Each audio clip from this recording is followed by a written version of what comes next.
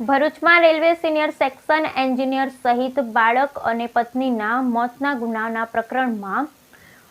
ગુનાના જવાબદાર અને દુષ્પ્રેરણાના આરોપી જીમ ટ્રેનર રાજા શેખને ઝડપી પાડતી ભરૂચ પોલીસ। અમદાવાદના જીમ ટ્રેનર રાજા શેખ સામે રેલવે સિનિયર સેક્શન એન્જિનિયરની પત્ની સાથે આડા સંબંધની શંકાએ સામૂહિક આપઘાતમાં થયો હતો ગુનો દાખલ। રેલવે સેક્શન એન્જિનિયરની પત્નીએ ગળે ફાંસો લગાવી લેતા અધિકારીએ બાળકની હત્યા કરી પોતે રેલવે ટ્રેક પર પડતું મૂક્યું હતું। ભરૂચ રેલવે સ્ટેશન ખાતે રેલવે સિનિયર સેક્શન એન્જિનિયરની પત્નીના આપઘાત બાદ અધિકારીએ પોતપોતાનું બાળકનું ગળું દબાવી હત્યા કરી રેલવે ટ્રેક પર પડતું મૂકી આપઘાત કરવાના પ્રકરણમાં સામૂહિક આપઘાતની દુષ્પ્રેરણા આપનાર અધિકારીની પત્ની સાથે આડા સંબંધ રાખનાર અમદાવાદના જીમ ટ્રેનર રાજા શેખની ભરૂચ પોલીસે ધરપકડ કરી કાયદેસરની કાર્યવાહી કરી છે। ભરૂચ રેલવે સ્ટેશન ખાતે ગત તારીખ 4 જુલાઈના રોજ રેલવે સિનિયર સેક્શન એન્જિનિયર જતીનભાઈ મકવાણાની પત્નીએ રાત્રે પોતાના ઘરમાં ગળે ફાંસો ખાઈ જીવન ટૂંકાવી લેતા જતીન મકવાણાએ પણ પત્નીની લટકતી લાશ જોઈ ઘરમાં પોતાના જ બાળકનું ગળું દબાવી મોતની ઘાટ ઉતારી પોતે સુસાઇડ નોટ લખી અંકલેશ્વરના રેલવે ટ્રેક પર પડતું મૂકી આપઘાત કરી લીધો હતો અને સામૂહિક આપઘાત પ્રકરણમાં પોલીસે પણ ઝીણવટભરી તપાસ કરી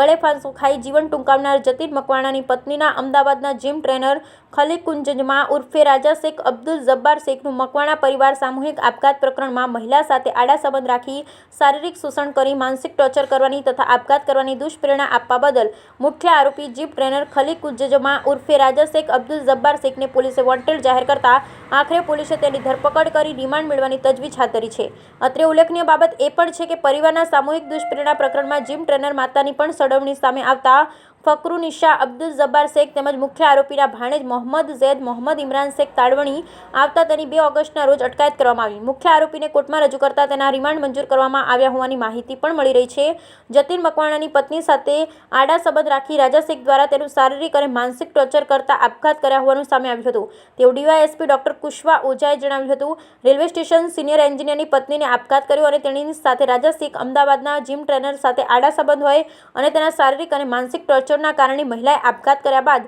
તેના પતિએ પોતાના બાળકનું મોત નિપજાવી પોતે પણ આપઘાત કરી 3 માસૂમ પરિવારને આપઘાતની દુષ્પ્રેરણા આપનાર રાજા શેખા સામે આપઘાતની દુષ્પ્રેરણા આપવા તથા એટ્રોસિટી ગુનો દાખલ કરાયો। તેની સાથે આજે ધરપકડ કરી રિમાન્ડ મેળવી અને કામગીરી ભરૂચ પોલીસ દ્વારા કરવામાં આવી છે। સદર આરોપી જીમ ટ્રેનર રાજા શેખમાં જો કોઈ મહિલા શારીરિક શોષણનો ભોગ બન્યો હોય તો ભરૂચ પોલીસનો સંપર્ક કરવા અનુરોધ કરાયો। અમદાવાદના જીમ ટ્રેનર નીચ કક્ષાની માનસિકતાનું કૃત્ય કરતા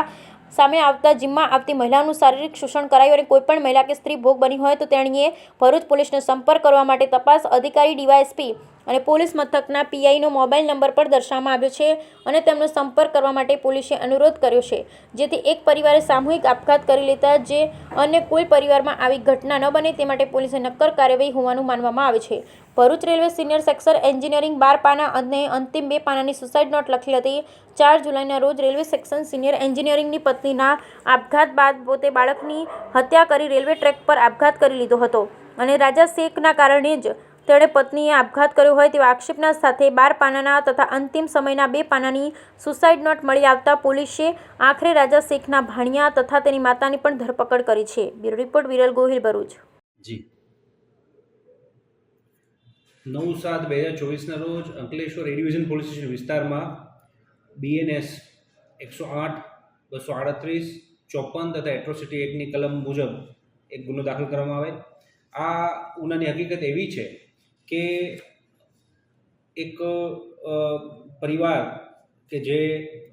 ભરૂચમાં રેલવેમાં ક્લાસ 2 તરીકે અધિકારી તરીકે ફરજ બજાવતા હતા જતીનભાઈ જાદવભાઈ મકવાણાનાઓ તેઓ દ્વારા 4/7/2024ના રોજ ટ્રેનના પાટા ઉપર જઈ અને સુસાઇડ કરવાની ઘટના બનેલ। આ પહેલાં એમના પત્ની દ્વારા પણ સુસાઇડ કરવામાં આવેલ તથા અને એમના બાળકનો પણ આ જ ગુનાના કામે જીવ ગયેલ। જેમાં હકીકત એવી છે કે અમદાવાદના જુહાપુરા વિસ્તારમાં અને દુધેશ્વર વિસ્તારમાં રહેતા આરોપી રાજા શેખ કે જેનું સાચું નામ જે છે ખલીકુંજમાં ઉર્ફે રાજા શેખ અબ્દુલ જબ્બાર શેખ તેના દ્વારા એક પ્રકારની મોડસ ઓપરન્ડી કરી અને જીમમાં ટ્રેનર તરીકે કામગીરી કરી ત્યાં આવતા મહિલા જે હોય છે તેને ફિટનેસ ટ્રેનિંગ તરીકે આપી અને તેનું શોષણ કરવાનું, ત્યારબાદ તેને પોતાની રીતે માયાજાળમાં ફસાવી તેનું શારીરિક શોષણ કરવાનું તથા એ પ્રકારની એમો કરીને તે પરિવારમાં વિખવાદ ઊભો કરેલ। ત્યારબાદ એ ઘટનાને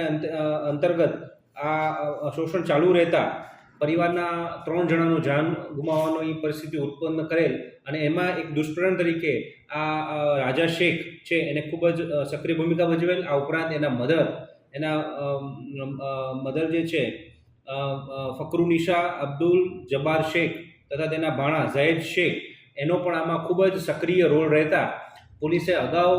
આ ઘટના અને અંતે એડી દાખલ કરેલ અને એડી બાદ સુસાઇડ નોટમાં બહુ સ્પષ્ટપણે આ પ્રકારની મરણ જનાર જીતિનભાઈ દ્વારા વિગતે વર્ણન કરતા તથા આ તમામ લોકોનો રોલ નિર્ધારિત કરતા એ ગુનો દાખલ કરવામાં આવેલ અને એ ગુનાના અંતર્ગત ફકરુનિશા અબ્દુલ જબ્બાર શેખ તથા ઝૈદ મોહમ્મદ ઇમરાન શેખની પોલીસ દ્વારા ધરપકડ કરવામાં આવેલ. રાજા શેખ જે મુખ્ય આ આરોપી જે છે તે ભાગતો ફરતો હતો તેનો પણ પોલીસે 27/8/2024 રોજ ધરપકડ કરેલ છે અને એની વિરુદ્ધ સખતમાં સખત કાયદેસરની કાર્યવાહી કરવાની પોલીસ દ્વારા તૈયારી કરવામાં આવી છે અને આ પ્રકારની ગુનામાં અન્ય જે પણ વ્યક્તિ અન્ય કોઈ આરોપી કે જેની એમાં મદદગારી કે ગુનામાં સંડોવણી ખબર પડશે તો એ બાબતે પોલીસ છે કાયદેસરની કાર્યવાહી કરશે. પોલીસ દ્વારા તમામ લોકોને અપીલ કરવામાં આવે છે કે આ પ્રકારે રાજા શેખની આ પ્રકારની એમો અને આ પ્રકારની ગુનાહિત પ્રવૃત્તિ અન્ય કોઈ પણ વ્યક્તિ કે કોઈ મહિલા એના ભોગ બનેલો હોય તો ભરૂચ પોલીસનો સંપર્ક કરશે. પોલીસ છે એ આ બાબતે ખૂબ જ સંવેદનશીલતાપૂર્વક તથા એક પ્રકારે કડકમાં કડક કાર્યવાહી કરવા માટે સજ્જ છે. જી રિમાન્ડ માંગેલું સર? કોઈ રિમાન્ડ માંગેલું છે? હા, આમાં પોલીસ દ્વારા રિમાન્ડની માગણી કરવામાં આવેલ તથા કોર્ટ દ્વારા 3 દિવસના રિમાન્ડ મંજૂર કરવામાં આવેલ છે. આરોપી હાલમાં પોલીસ કસ્ટડીમાં છે. જી આ જે મુખ્ય આરોપી રાજા શેખ છે તેની મોડસ ઓપરેન્ડી એ પ્રકારે હતી કે તે ફિટનેસ સ્ટ્રીમ અને જિમમાં એ ટ્રેનર તરીકે ફિઝિકલ ટ્રેનિંગ તરીકે કામગીરી કરતો. ત્યાં આવતી મહિલાઓને તે શારીરિક શોષણ કરી લોભાવી તેની સાથે મિત્રતા કેળવતો અને મિત્રતા કેળવીને ત્યારબાદ તેનું શારીરિક શોષણ કરવામાં આવતું અને માનસિક ટોર્ચર કરી તેને તથા તેના પરિવારને અંતિમ પગલાં લેવા માટે મજબૂર પણ કરવામાં આવતો, જેના એક ભાગરૂપે આ પ્રકારે 3 જેટલા નિર્દોષ ઇસમોએ જીવ ગુમાવવાનો વારો આવેલ છે.